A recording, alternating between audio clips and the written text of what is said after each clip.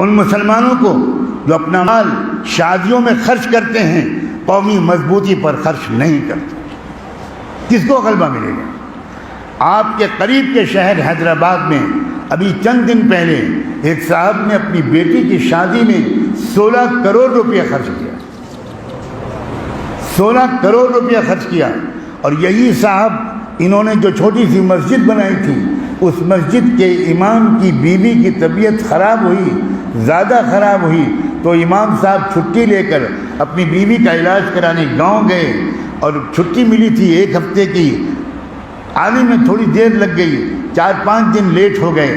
جب وہ واپس آئے تو انہی سیٹھ صاحب نے، جنہوں نے اپنی بیٹی کی شادی میں 16 کروڑ روپیہ خرچ کیا تھا، انہی سیٹھ صاحب نے اپنے مسجد کے امام صاحب کی تنخواہ میں سے 4000 روپے کاٹ لیے۔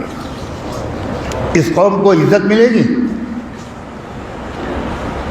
یہ قوم قنوت نازلہ پڑھتی رہے، عمرے کرتی رہے، نمازیں پڑھتی رہے، لیکن قومی مضبوطی پر مال کو خرچ نہ کرے، عیاشیوں پر، دکھاوے پر خرچ کرے۔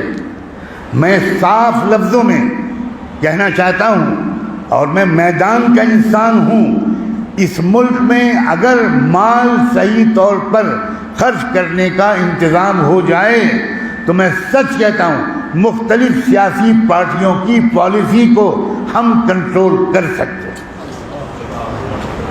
اب اس کی تفصیل میں نہیں بیان کر پاؤں گا، یہ موضوع تفصیل بیان کرنے کا مسجد کے بیان میں نہیں ہے۔